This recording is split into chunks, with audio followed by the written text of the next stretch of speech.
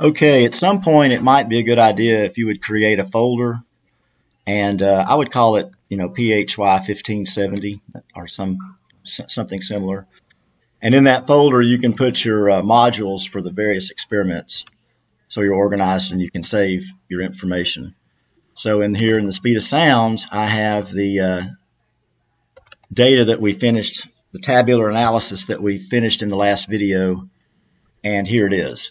Now, there are different things you can do if you want to format more. Like if you would like to change a table, you can select some data and right-click. I'll show you a couple of tricks here. And format cells, and you can choose different types of border. You can see them all here, and those kind of things. I just wanted to show you that. Anyway, let's graph this data. So now we're ready for a graphical analysis of the data. So what I did in this table was I put what is going to be the x-axis first. That's time. And on the y-axis, we have our distances of travel. Now notice if you take y over x, these are linear because the speed of sound is constant, and if you graph the time on the x-axis and distances on the y-axis, the slope of those graphs will be the speed of sound. And XL by default will graph it that way if you put your x-axis first. So watch what and also if you have intelligently named column headers, then they'll appear as they'll identify the different data sets as legends. So watch this. I'll highlight, including the column headers, that section. And then I say insert, and we always want to do a scatter graph like that. Now, you can see that those three data sets are almost on top of each other because the speed of sound, the slopes are very similar, 340, 345, and 350 roughly. So they're only about 5 meters apart for each case. So what we can do here is I can copy this and go to a new sheet 2, and then paste it. Now I can expand this, and I can have a little bit better resolution. And then I can decrease the size if I want to display it for printing or something. But anyway, now we can select individual data sets. And notice our legend is right here. We can move the legend up here, and we can see that each data set's identified appropriately. Okay? Now, and you can see that the color of the data, blue, red, and green. Now, another good thing you can do is name the sheets, which I need to scale that down. I'm going to call sheet 1, rename table. And sheet 2, we'll call it graph. And you could, if you want to, you could put every experiment we do. We're not going to do that many, but you could put all your experiments on one Excel file and just keep making new sheets. And that's kind of interesting. You can keep one Excel file that would contain all the data for the entire semester if you choose. I would recommend probably just making new Excel files for each experiment, though. Okay, now let's look at this. What we need to do, we're going to need a chart title. We're going to need axis titles, and we're going to have to fit these data sets with a trend line. Okay, so let's start with, let's make a clever title here. How about determination of the speed of sound in air. There we go. Now that's okay for a title.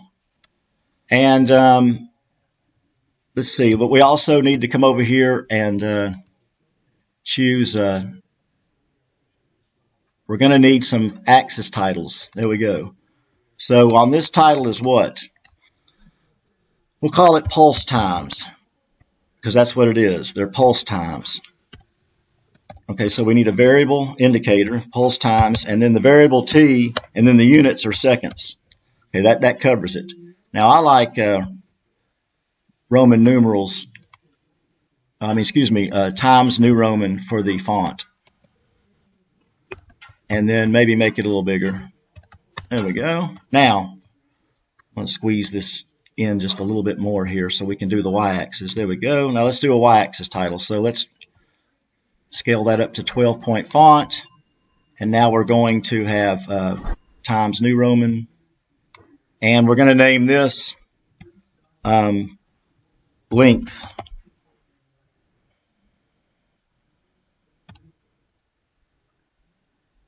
I probably can come up with a better name, but it's early in the morning. I can't think well yet. Need another cup of coffee. There we go. Now, that'll do it. Now I'd like to italicize that variable because that's our variable. And generally your math variables are italicized. Okay, there we go. Now, the next thing we can do is, by the way, just for the heck of it, let's look at this this title here. You can, if you want, like format that chart title, and you can fill it with white. And if you want, you can bring it down into your chart so it blocks the lines. I mean, that's just something, just showing you different things you can do with formatting. Okay, now we'd like to fit each one of these with a trend line, each one of the data sets, the uncorrected length, the length that includes one open end and then the two open ends. So these are acoustic lengths. Okay, so let's click on one of the data sets here and then add a trend line. Whoops, wrong one. I need to add a trend line. Add trend line. Okay, so generally we would like to display the equation on the chart, and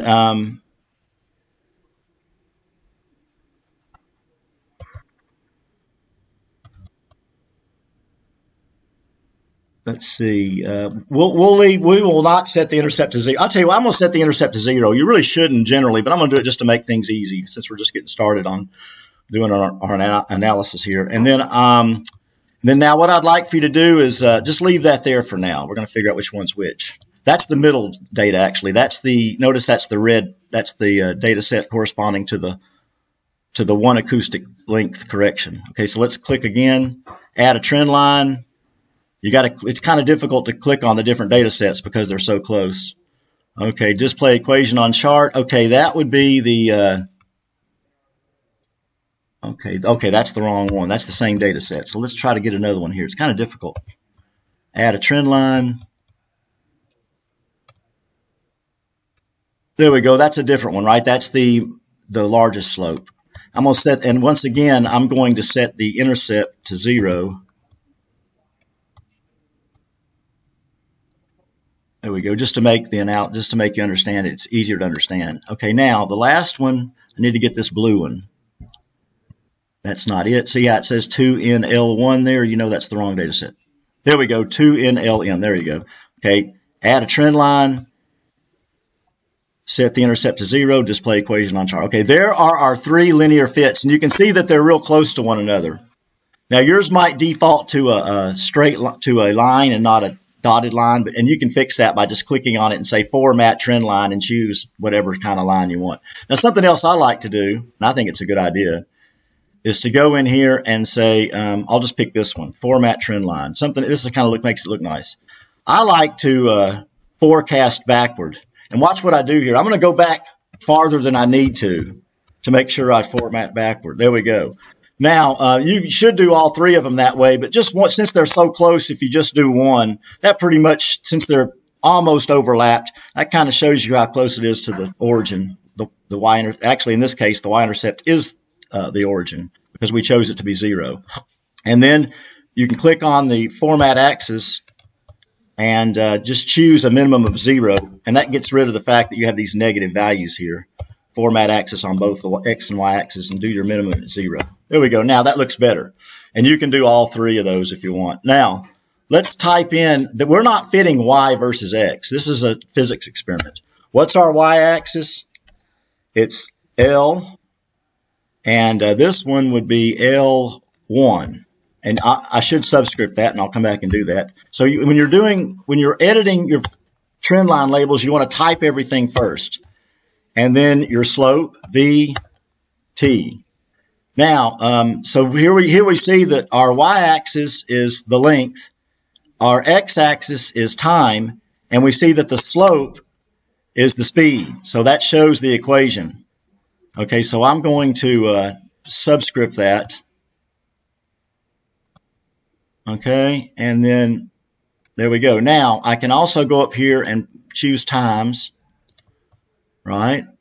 And then something else that might be nice, format trend line label. Let's do a fill, solid fill with white. There we go. Now you can see it better. Now, just to show that you know what's going on, you might want to say L1, say, is the x-axis, kind of like an isomorphism, if you will. T, excuse me, that's the y-axis. Duh. Okay, T is the x-axis, and slope equals V equals, and we'll keep the same format that we used in the table, which was 1 decimal place. There we go. So your slope is almost in perfect agreement for this case with the table, which was 344.4 meters a second. And there you see everything looks pretty good. So let's italicize those and then drop that down as a subscript. Just really nice formatting. If you're doing research and you want to make a graph look really nice. So there you go. Now, generally, if you're in a publication, you wouldn't need to have this y equals some number times x. But when I'm teaching, I like for you to leave it like that so I can see the real fit that Excel used. And then what you would want to do is just type this equation here, L1 equals VT, because that's what you're graphing. You're graphing L1 on the x-axis, and this would be what, L2, and this is LM. So there you go. We'll do it like this. I'll put this one in the middle, the smallest one first, and then this one over here, then this one. There we go. Now you can continue to, you can finish this up at your leisure, but I just wanted to show you how to do one of the text boxes, and you can do the other two to practice. There we go. You see why we did that. Now, as you see, now we need to update, whoops. We need to update our trend line label, and what I'm going to do is, I can't get it, there we go. Okay, what I'm saying by that is, let's see, if I pull this down, you'll see the fit. There we go. Now you see the fits. We've got two somewhere. We've got two, there we go. I'm going to get rid of one of these. I hope that's not the one I fit. There we go, good. Okay, there we go. That's your legend for each data set, each of the three, and your fits. And so they're color-coded, as you can see. And one more thing that looks kind of stupid, we probably should get rid of some of these sig figs because they're pointless. Let's go to number, let's see, number.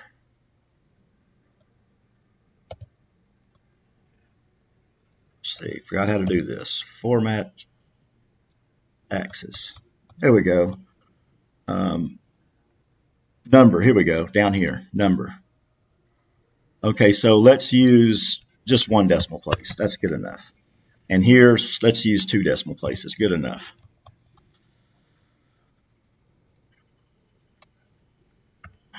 Actually, 2 is good enough. That's good enough. Okay, there we go. Now, there you go. Now we might want to, I think that's good enough. Now we can, if you like, you can get, if you're printing, you might want to save ink, and we really don't need all these lines. See that? Just get rid of them.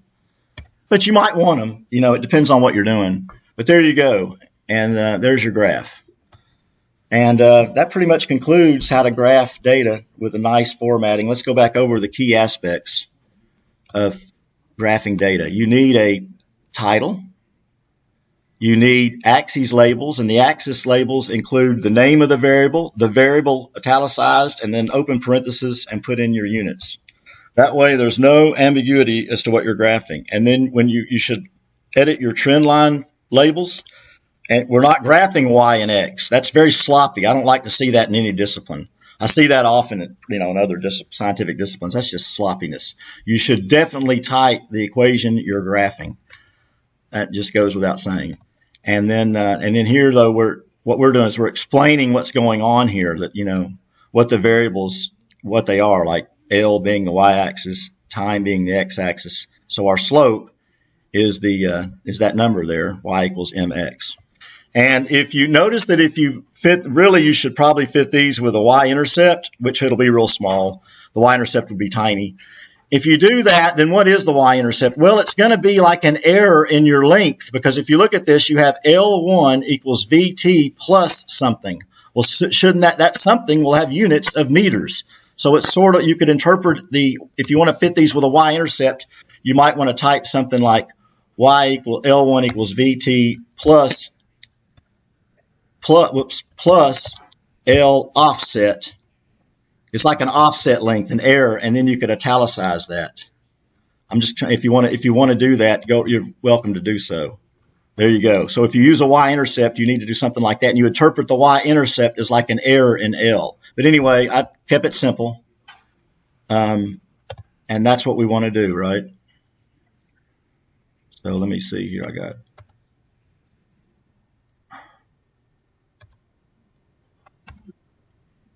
There we go. Messed up there. There we go. So there you go. This concludes our graphical analysis. Now, if you want, you can copy that and put it back on the other page and reduce the size and put it with the table and keep everything on the same on the same sheet. The sheets, you remember those?